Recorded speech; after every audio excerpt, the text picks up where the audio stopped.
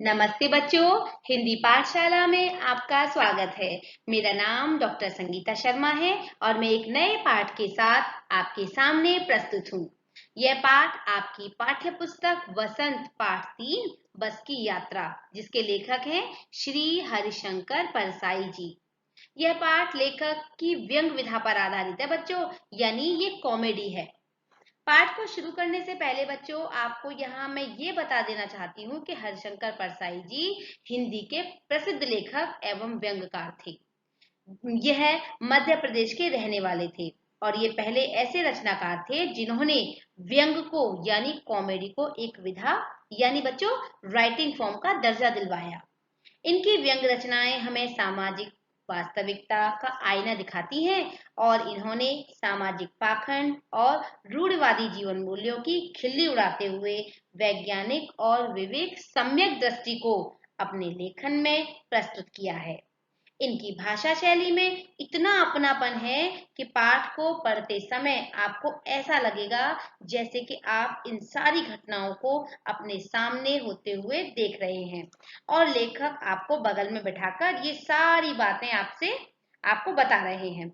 इनके बारे में एक बहुत प्रसिद्ध बात है, ये भी है कि यानी ये देशबंधु अखबार भी इन्होंने पाठकों के प्रश्नों का उत्तर देने के लिए एक कॉलम बनवाया था उसमें। और आपको पता है उस अखबार की प्रतियां हर दिन ऐसे बिक जाती थी क्योंकि लोग सिर्फ उनके इस कॉलम को पढ़ने के लिए स्पेशली अखबार खरीदा करते थे।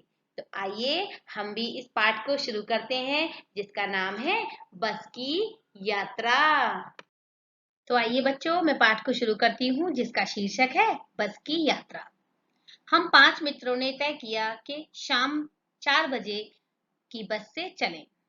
पन्ना से इसी कंपनी की बस सतना के लिए घंटे भर बाद मिलती है, जो जबलपुर की ट्रेन मिला देती है। सुबह घर पहुंच जाएंगे। यानी लेखक और उसके मित्र और 5 ये लोग इन्होंने तय कर लिया कि हम 4 बजे करीब बस से चलेंगे, और जो कि पन्ना से कंपनी की बस जो है सतना के लिए घंटे भर बाद मिलती है, और जो क्या करेगी, जो जबलपुर की ट्रेन से यानी जबलपुर हमें वहां मिला देगी। और सुबह हम फिर उसके बाद हम घर पहुंच जाएंगे। हम में से 2 को सुबह काम पर हाजिर होना था, इसीलिए वापसी का यही रास्ता अपनाना जरूरी था। और यानी हम पांचों में से 2 मित्रों को सुबह काम पर आना था, तो उन्होंने ये रास्ता जरूरी समझा और यही उन्होंने निर्णय लिया कि हम इसी से जाएंगे। लोगों ने सलाह दी कि समझदार आदमी इस शाम वाली बस से सफर नहीं करते। यानी जो आसपास लोग थे बच्चों, उन्होंने सलाह दी कि आप इस बस से सफर न करें। फिर क्या आगे, क्या रास्ते में डाकू मिलते हैं? यानी लेखक ने पूछा कि आप मना कर रहे हैं इस बस से मत जाइए, तो क्या हमें रास्ते में डाकू मिलेंगे? तो वो आदमी कहता है नहीं, बस डाकिन है, यानी बस तो डाकुओं से ज्यादा खतरनाक है। बस को देखा तो श्रद्धा उमड़ पड़ी। खूब वयोवृद्ध थी, सदियों के अनुभव के निशान लिए हुए थी। लोग इसलिए इसमें सफर नहीं करना चाहते थे, है ना, यानी चाहते कि वृद्धावस्था में इसे कष्ट होगा। यह बस पूजा के योग्य थी। उस पर सवार कैसे हुआ जाता? यहाँ पर लेखक जो है वो व्यंग कसते हुए कहते हैं कि उस बहुत पुरानी बस को देख करके लेखक के मन में श्रद्धा का भाव उत्पन्न हो गया। और वो क्या कहते हैं कि सदियों के अनुभव, यानी बहुत मतलब कहते हैं ना कि बहुत पुरानी मतलब सदियों के अनुभव लिए हुए है ये बस, इसलिए इसमें सफर नहीं करना चाहिए, है ना। और क्यों नहीं करना चाहिए? क्योंकि वृद्धावस्था में यानी इतनी पुरानी हो चुकी है ये, इतने ना, जिस तरह से हम किसी भी कहते हैं ना किसी बूढ़ी औरत के कंधे पर नहीं चढ़ सकते ना, ऐसे ही इस पुरानी बस को देख करके मन में उनके ये भाव आया कि इसे कष्ट होगा, यानी इसे दर्द होगा अगर हम इसके ऊपर बैठ गए तो। यह बस पूजा के योग्य है, यानी हम ये तो सिर्फ इसकी सिर्फ पूजा करी जा सकती है। उस पर सवार यानी इस पर हम जिसकी हम पूजा कर रहे हैं, है ना, तो उस पर हम सवार कैसे हो सकते हैं बच्चों। आगे है, बस कंपनी के एक हिस्सेदार भी उसी बस से जा रहे थे। हमने उनसे पूछा, यह बस चलती भी है? वह बोले, चलती क्यों नहीं है जी, अभी चलेगी। हमने कहा, वही तो हम देखना चाहते हैं, अपने आप चलती है यह? हाँ जी। और कैसे चलेगी? यानी जब वो उस बस में जा रहे थे तो उसी बस में वहाँ उस जो बस कंपनी है उसके हिस्सेदार भी उसी बस में जा रहे थे। तो यानी लेखक ने पूछा कि यह बस चलती भी है, व्यंग से उन्होंने ये पूछा। तो वह बोला, है ना। चलती क्यों नहीं है जी, यानी ये तो चलेगी, अभी चलेगी देखना। फिर हमने कहा, यानी लेखक ने कहा, वही तो हम पूछना चाहते हैं, अपने आप चलती है ये, यानी अपने आप चलेगी कि ऐसा तो नहीं है कहीं धक्का मार के चलाना पड़े, है ना। तो उस फिर कंपनी के हिस्सेदार ने कहा हाँ जी। तो फिर लेखक ने पूछा और कैसे चलेगी, और ये भी बता दो हमें कैसे चलेगी। गजब हो गया, ऐसी बस अपने आप चलती है। यानी लेखक यहाँ कह रहे हैं उस पर व्यंग कसते हुए कि भाई गजब हो गया, ये बस इतनी झरझर जर्जर हो रही है ना, इतनी वृद्धावस्था में है, ये इतनी टूटी फूटी सी लग रही है और ये अपने आप चलेगी। हम आगा पीछा करने लगे, यानी हम क्या करने लगे, यानी आगे आगे पीछे यानी निर्णय लेने लगे। डॉक्टर मित्र ने कहा डरो मत चलो, यानी एक डॉक्टर मित्र थे, उन्होंने कहा कि डरो डरो मत, चलो। बस अनुभवी है, यानी बस को अनुभव है, नई नवेली बसों से ज्यादा विश्वसनीय है, हमें बेटों की तरह प्यार से गोद में ले जाएगी। और यानी एक फिर व्यंग कसते हुए उन्होंने कहा कि डरो मत, ये बस अनुभवी है, यानी इसे बहुत अनुभव है, नई नवेली बसों की से, यानी जो नई बसें आ रही हैं जो उनसे ज्यादा विश्वसनीय, इस पर भरोसा किया जा सकता है, हमें बेटों की तरह प्यार से गोद में लेकर चलेगी। जैसे एक माँ अपने बच्चे को लेकर गोद में चलती है ना, तो वैसे ही ये भी हमें अपने बेटे की तरह से गोद में बिठा करके ले जाएगी। फिर आगे हम बैठ गए, यानी सब लोग जो पांचों मित्र थे वो सब बैठ गए। जो छोड़ने आए थे वे इस तरह देख रहे थे जैसे अंतिम विदा दे रहे हों, है ना। यानी जो हमें छोड़ने आए थे बस तक, वो उन्हें देख करके ऐसा लग रहा था, यानी वो हमें इस तरह से देख रहे थे कि जैसे हमारी अंतिम विदाई हो। उनकी आंखें कह रही थी आना जाना तो लगा ही रहता है। यानी लेखक फिर कहते हैं कि उनकी आंखें ऐसी लग रही थी कि बस के वो ये कह रहे हैं कि आना जाना तो लगा ही रहता है, यानी जो आया है सो जाएगा। राजा रंग फकीर, आदमी को पूछ करने के लिए एक निमित्त चाहिए। निमित्त का अर्थ होता है बच्चों कारण, और पूछ का अर्थ है बच्चों चढ़ाई। तो यानी जो हमें छोड़ने आए थे वो हमें इस तरह से देख रहे थे कि जैसे अब हमारी अंतिम विदाई है और हम वापस तो अब आएंगे ही नहीं, और बस क्या है कि अब फिर इस तरह से एक दया की भावना के आना जाना तो लगा ही रहता है, यानी जीवन मृत्यु तो जो आया है वो जाएगा, और जो गया है वो पैदा भी होगा, चाहे वो राजा हो, रंक हो, फकीर हो। और फिर एक ये भी है कि यानी कूच करने के लिए, यानी आदमी को एक कहते हैं ना कि मरने के लिए कुछ ना कुछ एक कारण तो होता ही है, किसी कारण से तो आदमी मरता ही है। फिर आगे इंजन सचमुच स्टार्ट हो गया, यानी वो सब बैठ गए और आखिर में बस जो है वो स्टार्ट हो गई। ऐसा जैसे सारी बस ही इंजन है, और ऐसा लग रहा था जैसे ही बस स्टार्ट हुई वो ऐसा लगने लगा बच्चों कि जैसे ये जो बस है पूरी ये पूरी इंजन है, यानी हर जगह से एकदम पूरी तरह से वो हिलने लगी, और हम इंजन के भीतर बैठे हैं, और ऐसा अनुभव हो रहा था जैसे हम इंजन के भीतर बैठे हुए हैं। कांच बहुत बचे थे, यानी कांच बहुत कम बचे थे, जो बचे थे उन्हें उनसे हमें बचना था। यहाँ पर लेखक का व्यंग का एक व्यंग कसते हुए कहते हैं कि यानी बस इतनी जर्जर हो रही थी, इतनी टूट रही थी, तो क्या है कि उसमें बस कुछ ही कांच बचे थे, और जो कांच बचे थे उनकी हालत बहुत ज्यादा खराब थी।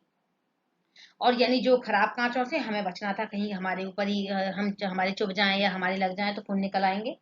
हम फौरन खिड़की से दूर सरक गए, और यानी हम खिड़की के पास न जाकर के हम खिड़की से थोड़ा दूर खिसक गए। इंजन चल रहा था, हमें लग रहा था कि हमारी सीट के नीचे इंजन है, और यानी इतनी तेज आवाज हो रही थी और ऐसा अनुभव हो रहा था उस समय बैठते हुए कि जैसे वो इंजन जो है वो हमारी सीट के नीचे ही रखा है। और फिर आगे लेखक क्या कहते हैं, बस सचमुच चल पड़ी, और बस यानी उन्हें विश्वास नहीं था कि बस ये चल भी पड़ेगी, यानी चलती भी है, यानी फिर उन्हें पता चला कि बस वाकई में फिर चल भी गई है ना, चल पड़ी।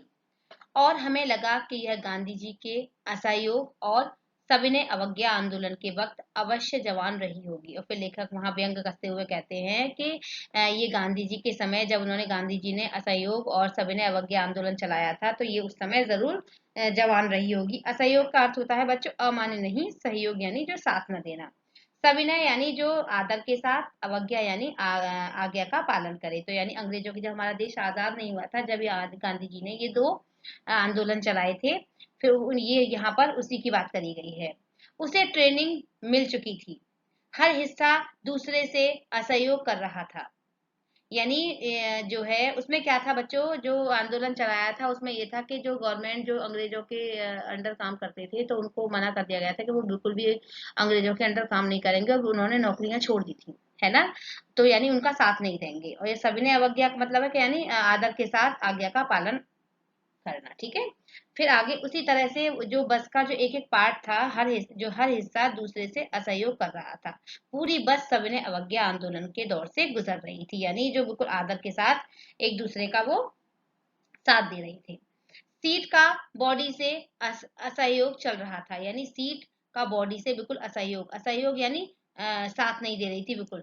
सीट जो है बॉडी से बिल्कुल भी साथ नहीं दे रही थी, मतलब यानी साथ नहीं चल रही थी। कभी लगता सीट बॉडी को छोड़कर आगे निकल गई है, और कभी कभी ऐसा लगता कि जैसे सीट जो है वो छोड़ दिया, मतलब बॉडी से अलग हो गई है और वो और आगे निकल गई है। कभी लगता कि सीट को छोड़कर बॉडी आगे भाग गई है, और कभी ऐसा लगता कि सीट को छोड़कर जो है वो बॉडी चली गई। 8-10 मील चलने पर सारे भेदभाव मिट गए, और 8-10 मील जैसे ही बस चली सारे भेदभाव जो है वो मिट गए। यह समझ में नहीं आता था कि सीट पर हम बैठे हैं या सीट हम पर बैठी हुई है। और उसके बाद बच्चों, यानी यहाँ पर लेखक कहते हैं कि उस बस की हालत इतनी खराब थी, फिर कुछ देर बाद वो सारे भेदभाव ही मिट गए, कि यानी कोई पार्ट अलग नहीं, कोई कुछ नहीं। उसमें ऐसा लग रहा था कि यानी सीट हम पर इतनी बस हिल रही थी, है ना, कि इतनी धच्चियां लग रही थी कि जैसे उन्हें लग रहा था कि सीट हम पर बैठी है या हम सीट पर बैठे हैं, है ना। वो उन्हें ऐसा अनुभव हो रहा था। एकाएक बस रुकी, यानी एकाएक अचानक एकदम बस रुक गई। मालूम हुआ कि पेट्रोल की टंकी में छेद हो गया है, और फिर अचानक ही पता चला कि पेट्रोल की टंकी में जो है छेद हो गया। ड्राइवर ने बाल्टी में पेट्रोल निकालकर उसे बगल में रखा, यानी ड्राइवर जो गाड़ी चला रहा था, उसने क्या करा कि बाल्टी निकाली और उसमें पेट्रोल निकाल करके उसे बगल में रख लिया, और नली डालकर इंजन में भेजने लगा, और नली से यानी पाइप्स के द्वारा उसे इंजन में भेजने लगा। अब मैं उम्मीद कर रहा था कि थोड़ी देर बाद बस कंपनी के हिस्सेदार इंजन को निकालकर गोद में रख लेंगे। यानी जो कह रहे थे ना कि बस चलेगी और ये करेगी, मतलब इतना प्यार जता रहे थे, इतनी तारीफ कर रहे थे, तो यानी उन्हें लगा कि अब जो क्या है, जो इंजन के जो हिस्सेदार हैं वो क्या करेंगे, इंजन को गोद में निकाल कर रख लेंगे और उसे नली से पेट्रोल पिलाएंगे। यानी जिस तरह से कहते हैं ना, माँ अपने बच्चे को गोद में ले लेती है और गोद में लेने के बाद फिर उसे निप्पल से दूध पिलाती है, तो यानी वैसे ही वो उसे अब गोद में बिठा करके दूध, मतलब पेट्रोल डालेंगे उसमें, जैसे माँ बच्चे के मुंह में दूध की शीशी लगाती है। बस की रफ्तार अब 15-20 मील हो गई, यानी जैसे ही उसमें पेट्रोल पड़ा तो क्या है, बस की रफ्तार जो है वो 15-20 मील हो गई, यानी बस जो है चलने लगी। मुझे उसके किसी हिस्से पर भरोसा नहीं था, यानी उसकी हालत देख करके बस की, तो लेखक कह रहा है कि मुझे उसके किसी भी पार्ट पर भरोसा नहीं था। ब्रेक फेल हो सकता है, उन्हें ब्रेक भी फेल हो सकता है, यानी इतनी तेज स्पीड में जा रही है, एकदम अचानक ब्रेक फेल हो गया। स्टीयरिंग टूट सकती है, यानी जो स्टीयरिंग है वो टूट सकती है। प्रकृति के दृश्य बहुत ही लुभावने थे, और यानी जब वो उस समय बैठे हुए थे, प्रकृति के दृश्य जो है वो बहुत ही लुभावने थे, यानी अच्छे लग रहे थे। दोनों तरफ से हरे भरे पेड़ थे, यानी दोनों तरफ से, दोनों साइडों से हरे भरे पेड़ जो है वो दिख रहे थे, जिन पर पक्षी बैठे थे। मैं हर पेड़ को अपना दुश्मन समझ रहा था, और उस वक्त जब बस चल रही थी तो मैं हर पेड़ को अपना क्या समझ रहा था, दुश्मन समझ रहा था, है ना। जो भी पेड़ आता डर लगता कि इसमें बस टकराएगी, यानी जब भी कोई पेड़ आता मैं एकदम घबरा जाता कि अब इससे बस टकरा जाएगी। वह निकल जाता, और यानी जब वो पेड़ सकुशल निकल जाता, बस चली जाती आगे, तो दूसरे पेड़ का इंतजार करता। झील दिखती तो सोचता कि बस इसी में इसमें बस गोता लगा जाएगी, और यानी फिर आते ही एकदम दिमाग में आने लगता कि यानी ये बस जो है वो इस झील में ही गिर जाएगी और बस जो है वो गोता खाने लगेगी। एकाएक फिर बस रुकी, और अचानक फिर बस रुक गई, वो चलते चलते रुक गई। ड्राइवर ने तरह तरह की तरकीबें की, यानी ड्राइवर ने तरह तरह के उपाय किए, पर वह चली नहीं, लेकिन फिर वो टस से मस नहीं हुई। सविनय अवज्ञा आंदोलन शुरू हो गया। सविनय यानी आदर के साथ, सविनय है ना, आदर के साथ जो आज्ञा का पालन न करना, है ना, वो शुरू हो गया। कंपनी के हिस्सेदार कह रहे थे बस तो फर्स्ट क्लास है, यानी फिर वो क्या कर रहे थे कि बस तो जो है वो बस की बुराई नहीं कर रहे थे, वो फिर भी बोले कि बस तो फर्स्ट क्लास है, फर्स्ट क्लास है जी, यह तो इत्तेफाक की बात है, यानी ये तो इत्तेफाकी सहयोग की बात है जो आज ये बस इतना रुक रही है। फिर आगे, छीण चांदनी में वृक्षों की छाया के नीचे वह बस बड़ी दयनीय लग रही थी, यानी छीण चांदनी यानी कमजोर चांदनी, यानी कहते हैं ना कि शाम होने वाली थी, और जैसे है ना, तो उस चांदनी में वृक्ष की छाया के नीचे खड़ी हुई बस वो बड़ी ही दयनीय, बड़ी ही लाचार लग रही थी। लगता है जैसे कोई वृद्धा थक कर बैठ गई हो, जैसे कोई बूढ़ी औरत थक करके बैठ जाती है ना, वो वैसे ही बस वो लग रही थी। हमें ग्लानी यानी शर्म, यानी हमें शर्म आ रही थी कि बेचारी पर लद कर यानी इस पर हम चढ़कर हम चले जा रहे हैं, हमें अपने आप पे शर्म आ रही थी। अगर इसका प्राणांत हो गया तो इस बियाबान में ही हमें इसकी अंत्येष्टि करनी पड़ेगी। प्राणांत यानी बच्चों प्राण यानी प्राण अंत यानी प्राण मृत्यु, यानी इसकी अगर मृत्यु हो गई तो हमें इस सुनसान जंगल में ही इसका अंतिम संस्कार, अंत्येष्टि का अर्थ होता है बच्चों अंतिम संस्कार, यानी इसकी यहीं पर हमें इसका अंतिम संस्कार करना पड़ेगा। फिर बच्चों आगे लेखक कहते हैं, हिस्सेदार साहब ने इंजन खोला और कुछ सुधारा। यानी हिस्सेदार जो बस कंपनी के जो हिस्सेदार थे उन्होंने क्या करा कि इंजन को खोला और उसमें कुछ सुधार किया। बस आगे चली, यानी बस आगे चल दी। उसकी चाल कम हो गई थी, यानी पहले से उसकी जो गति है वो कम हो गई थी। धीरे धीरे वृद्धा की आंखों की ज्योति जाने लगी। चांदनी में रास्ता टटोल कर वह रेंग रही थी, यानी उसमें लाइट नहीं थी, है ना। जैसे बूढ़ी औरत धीरे धीरे करके उस रास्ता को पार करती है, तो वैसे ही वो आंखों की ज्योति जाने लगी, यानी अंधेरा होने लगा और वो टटोलते हुए रेंगते हुए जा रही थी। आगे या पीछे से कोई गाड़ी आती दिखती तो वो एकदम किनारे खड़ी हो जाती और कहती, निकल जाओ बेटी, अब तो वह उम्र ही नहीं रही। यानी जो भी कोई गाड़ी आती है वो साइड में हो जाती है और साइड में होने के बाद कह देती कि तुम निकल जाओ, मतलब कोई भी गाड़ी आती है वो उसे पहले जाने के लिए वो बस कह देती और वो गाड़ी पहले आगे निकल जाती और यानी फिर वो कहती कि यानी हमारी तो वो उम्र नहीं रही है, यानी तुम निकल जाओ। फिर आगे, एक पुलिया के ऊपर पहुंचे ही थे, यानी एक पुलिया के ऊपर हम पहुंचे ही थे कि एक टायर फिस्ट यानी करके बैठ गया, फिस्ट करके बैठ गया यानी उसमें पंचर हो गया, उसकी हवा निकल गई। वह बहुत जोर से हिलकर थम गई। यानी होता है जब बच्चे एकदम पंचर होगा तो एकदम एकदम हवा निकलेगी तो क्या होगा कि एकदम झटके से वो वहीं के वहीं रुक जाएगी, है ना। जोर से हिल करके वो वहीं थम गई, रुक गई। अगर स्पीड में होती तो उछलकर नाले में ही गिर जाती, यानी अगर गति उसकी तेज होती, अगर वो तेज स्पीड में होती बच्चों, तो वो क्या है वो उछल जाती और वो कहाँ गिर जाती, नाले में गिर जाती। मैंने उस कंपनी के हिस्सेदार की तरफ अपनी पहली बार श्रद्धा भाव से देखा, यानी लेखक ने बड़ी व्यंग्यता पूर्वक उस लेखक ने उस जो बस का हिस्सेदार था उसकी तरफ बड़े ही श्रद्धा भाव से देखा। वह टायरों की हालत जानते हैं, यानी वो टायरों की हालत जानते थे कितनी खराब हालत है ना। और फिर भी जान हथेली पर लेकर इसी बस में सफर कर रहे हैं। यानी चलो उन्हें लेखक को तो पता नहीं है कि भाई इसकी कंडीशन क्या थी, चाहे बस टायर खराब थे या क्या था, लेकिन बस का जो हिस्सेदार था वो तो जानता था कि इसकी बस की हालत कितनी खराब है। तो यानी इसी श्रद्धा भाव से वो लेखक जो है वो बस के जो हिस्सेदार है उनकी तरफ देख रहे थे। यानी उत्सर्ग की ऐसी भावना दुर्लभ है। उत्सर्ग यानी त्याग, उत्सर्ग होता है बच्चों त्याग, यानी त्याग की ऐसी भावना जो है वो दुर्लभ है।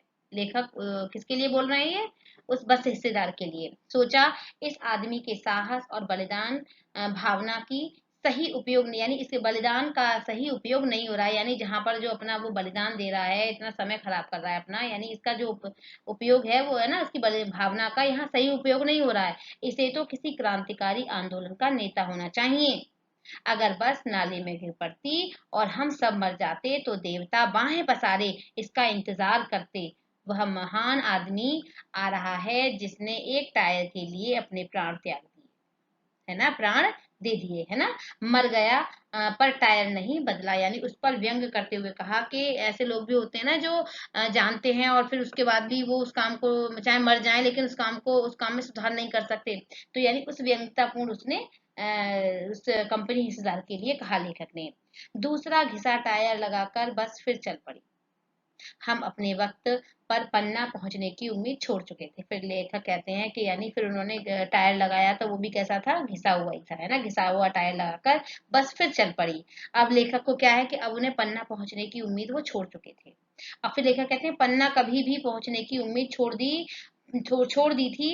पन्ना क्या, कहीं भी कभी भी पहुंचने की उम्मीद छोड़ दी थी, यानी अब उन्हें नहीं पता था कि वो कहाँ जाएंगे, कब पहुंचेंगे, क्या होगा, कोई पता नहीं है। लगता था जिंदगी इसी बस में गुजरनी है, और उन्हें ऐसा लग रहा था उस समय कि यानी हम तो इसी बस में अब जो भी जिंदगी हमारी बची है वो इस बस में ही गुजरेगी और फिर हम सीधे अपने क्या है ईश्वर के पास ही जाएंगे। उससे इससे सीधे उस लोक को प्रयाण कर जाना है, यानी यहाँ से बस से सीधे हम कहाँ जाएंगे, उस यानी सीधे स्वर्गलोक पहुंच जाएंगे। इस पृथ्वी पर उसकी कोई मंजिल नहीं है, और यानी अब कोई मंजिल नहीं है जो उसे जहाँ जाना है, बस अब कहाँ जाना है, सीधे परलोक सुधार जाना है। हमारी बेताबी तनाव खत्म हो गया। अब जो जानी जो हमें टेंशन था, जो भी हमें चिंताएं थी वो सब खत्म हो गया कि अब पहुंचेंगे पहुंच जाएंगे, बस अब सोच नहीं रहे हैं। हम बड़े इत्मीनान यानी धैर्य पूर्वक से धैर्यता से घर की तरफ यानी घर की तरह बैठ गए। यानी हम बिल्कुल जैसे घर में बैठ जाते हैं ना, बेफिक्र होकर के, है ना, बिना चिंता कोई किए, तो वैसे ही हम उस बस में बैठ गए। चिंता जाती रही, हंसी मजाक चालू हो गया, और यानी हम पांचों मित्र आपस में हंसी मजाक, हंसी ठिठोली करते रहे, और हमने ये सोचना ही छोड़ दिया कि हमें कहीं पहुंचना भी है। तो बच्चों, आपको ये पाठ अच्छा लगा होगा। यदि अच्छा लगे तो कमेंट्स बॉक्स में बेटा लिखना मत भूलिएगा। धन्यवाद।